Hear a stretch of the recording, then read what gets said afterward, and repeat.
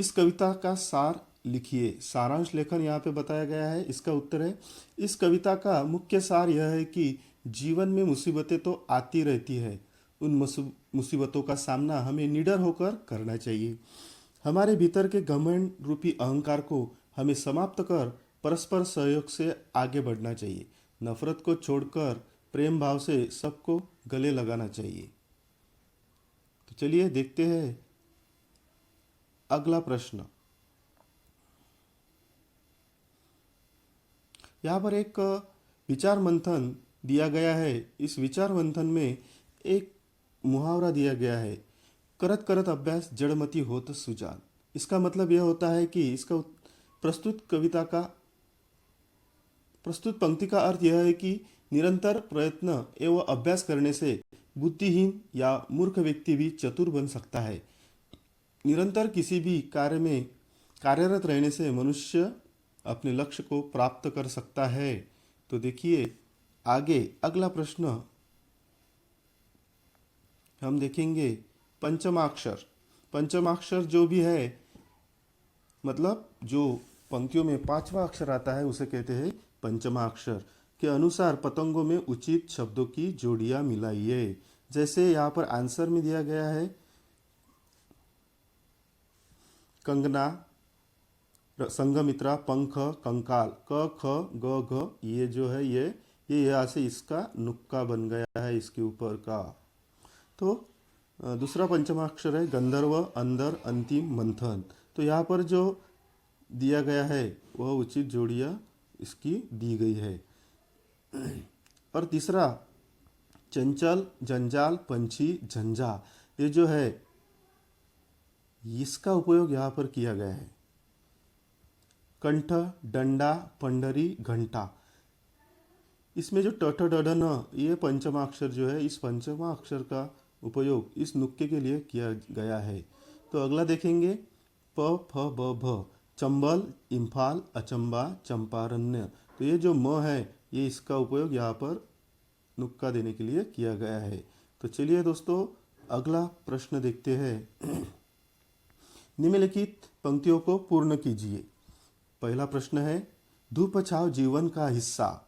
इसका उत्तर क्या है, कभी उजाला कभी अंधेरा। दूसरा प्रश्न यहाँ पर दिया गया है, रिकामी जगह दी गई है, दूर अंधेरा करना जी। आत्मज्ञान के दीप जलाकर दूर अंधेरा करना जी। तो यहाँ पर तीसरा प्रश्न दिया गया है, तूफान तो आते रहते हैं, और उसके सामने दिए रिकामी जगह।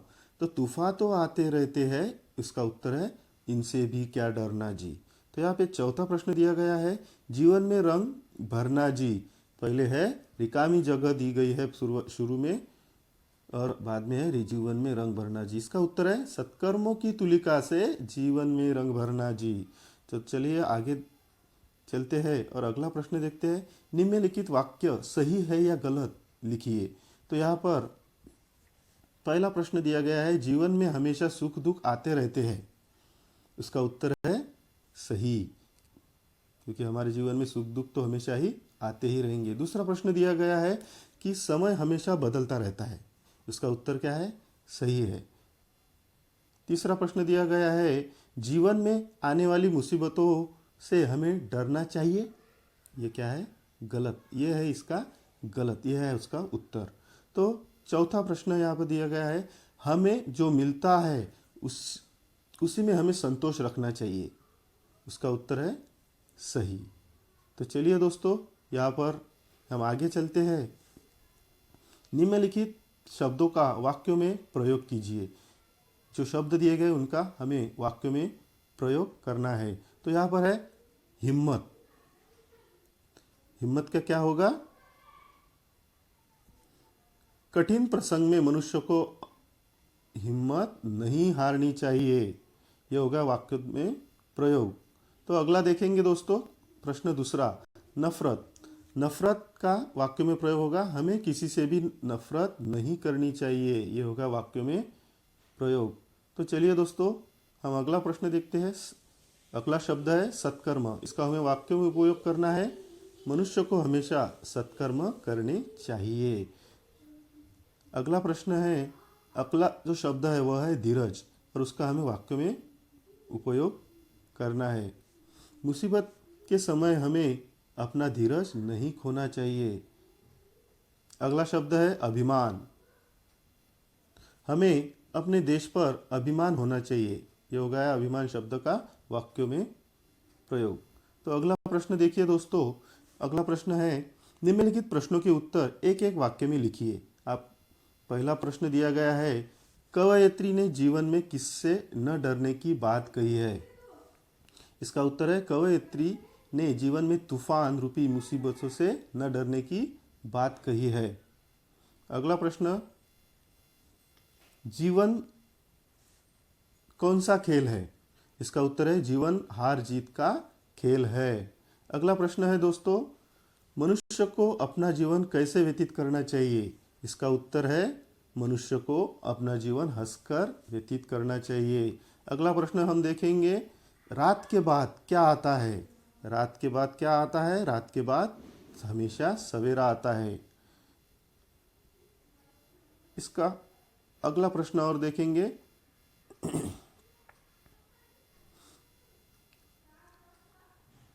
हम अपने जीवन में किस प्रकार खुशहाली ला सकते हैं। इसका उत्तर है हम अपने जीवन में अच्छे कर्म करके तथा दूसरों की मदद करके खुशहाली ला सकते हैं।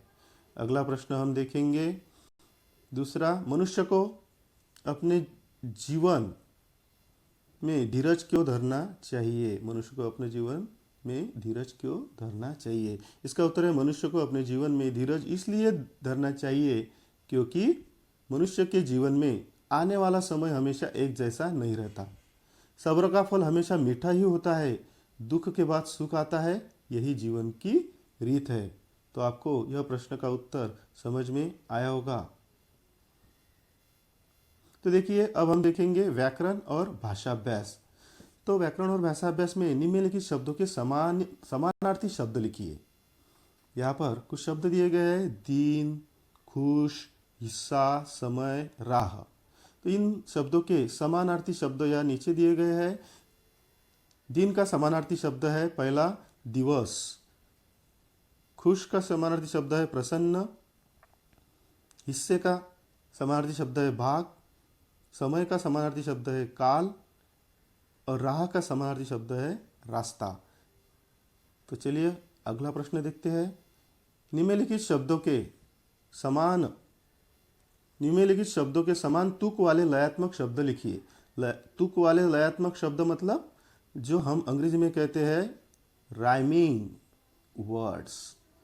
तो हिंदी में ऐसे ही राइमिंग वर्ड्स होते हैं।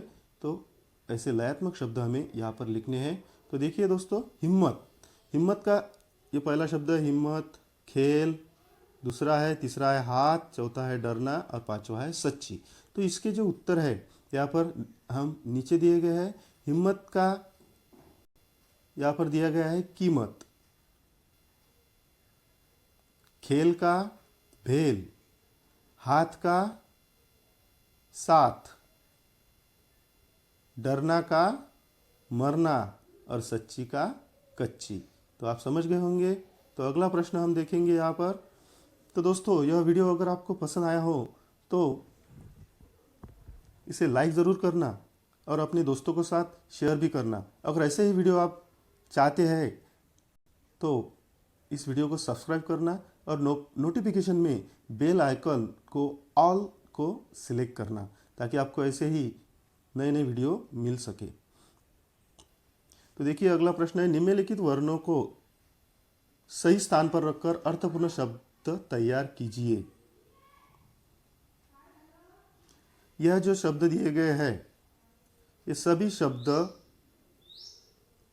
उनके जो अक्षर है आगे पीछे दिए गए हैं। यह अर्थपूर्ण शब्द नहीं है, इसे अर्थपूर्ण शब्द हमें बनाना है। द म द, बजीन नहीं है, यह है वो जीनो, ऐसा है यह। तो देखिए सहकर, जाउला, मयस। तो दमत का होता है मदद, वजीन का होता है जीवन। दूसरा देखिए, तीसरा है सहकर, सहकर का होता है हंसकर। चौथा है जावला, जावला का सही अर्थपूर्ण शब्द बनता है उजाला। मयस, मयस का अर्थपूर्ण शब्द बनता है समय। और आखिरी का शब्द है महारिमा, महारिमा का अर्थपूर्ण शब्द बनता है महामारी। तो इस तरह यह शब्द, अर्थपूर्ण शब्द हमने बनाए हैं। तो दोस्तों, आशा करता हूँ यह वीडियो आपको पसंद आया होगा। तो मिलते हैं जल्दी ही अगली वीडियो में। और इस वीडियो को लाइक, सब्सक्राइब और शेयर करना न भूलें। धन्यवाद।